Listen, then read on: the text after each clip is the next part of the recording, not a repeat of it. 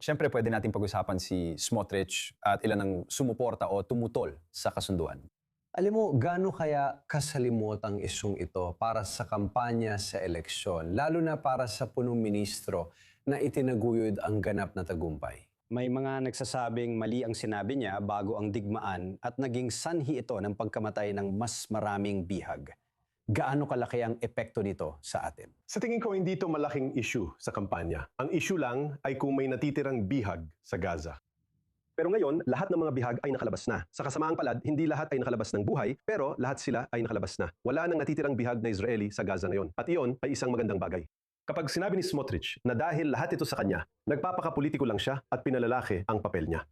Wala akong duda na dahil sa pressure militar, suporta ng Estados Unidos at ni Pangulong Trump, at habang nasa labas kami ng Gaza City na malapit ng pasukin ang huling kuta ng Hamas, biglang nagkaroon ng kasunduan. Hindi yon aksidente. Ako mismo, critical ako sa mga nagsasabing dapat tayong sumuko sa lahat ng hinihingi ng Hamas.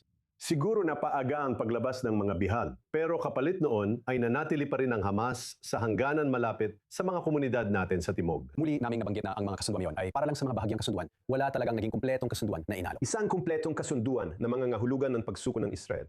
May ilan ding nagsabing dapat kaming sumuko sa inyo. At sa tingin ko, ang gobyerno ay nagkaroon ng napakahirap na desisyon ng may sapat na dahilan at maingat na paglapit. At pagkatapos, sa huli, nailabas nila ang lahat ng bihag. At dahil nga nailabas ang lahat ng bihag, sa kasama-sang palad, ilan sa kanila ay patay na.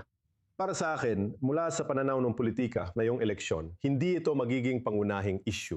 Buwan-buo ang aking pagsanayon. Nandun ako. Malaking dahilan ng kasunduang ito ang pressure mula sa militar na madalas hindi nabibigigyang pansin. At sa pagtingin kay punong ministro at malinaw na ang kanyang pamana tungkol sa lahat ng ito. Ang koneksyon niya kay Pangulong Trump na dating sentro ng kampanya niya, ano na ang ibig sabihin para kay punong ministro? Paano niya gagamitin ang ugnayan niya sa US at tagumpay kay Pangulong Trump kumpara sa kalagayan niya ngayong taginit? Hindi ito simple. Una sa lahat, David, salamat sa iyong serbisyo at sa lahat ng ginawa mo sa Gaza na inilalagay ang sarili mo sa panganib. Malakay ang utang na loob namin sa iyo, malinaw na malinaw, at labis ang aming pasasalamat. Libong lalaki ang sumali sa pamilya niyan. Totoo yan. Oo. Nakakalungkot. Bukod pa dyan, politika. Sa tingin ko, ipapakita ni Netanyahu na mas mahusay siyang politiko kaysa kay Smotrich. Sumasang-ayon ako kay Mark. Ang usapin ng mga bihag ay para sa kasaysayan, hindi sa politika.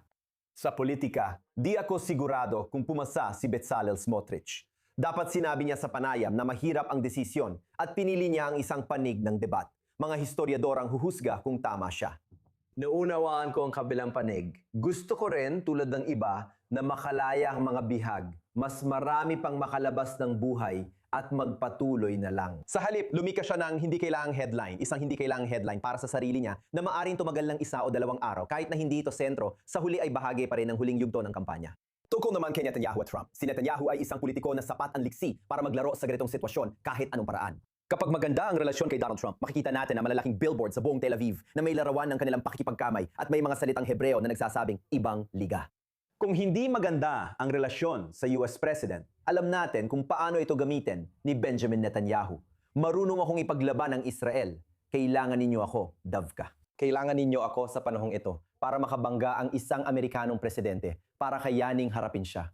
Malinaw na gusto niyang mantimbang dito sa pagitan ng mensaheng yon at hindi galitin si Donald Trump sa kasalukuyan. At ayaw din ng mga botante na galitin niya si Donald Trump sa ngayon. Sa tingin ko, marunong magbalanse si Netanyahu. Hindi ito ang delikadong issue para sa kanya. Mas malaking usapin ang pagre-recruit ng mga estudyante ng Haredi Yeshiva. Napakadelikadong ito para kay Benjamin Netanyahu. Alam na alam niya ito, kaya isa ito sa mga dahilan kung bakit sinusubukan niyang ilihis ang usapan at itulak at patuloy na itutulak ang kampanyang ito sa iba't ibang direksyon. Ano ang iyong opinion tungkol dito, punong ministro? Sanayon ako kay Owen at sa tingin ko, tama siya. Pero tingin ko may isang bagay na sanay nakadagdag pa ng buto. Kung pupunta si Trump sa Israel bago ang eleksyon para tanggapin ang Israel Prize, magyayakapan sila, maghahalikan at magpapalitan ng papuri. Makakatulong yon lalo na kung dikit ang eleksyon. Napag-usapan ito, plano pa rin ba ni Trump gawin yun? Kailangan pa nating maghintay at tingnan dahil may mga bagay pang gumagalaw.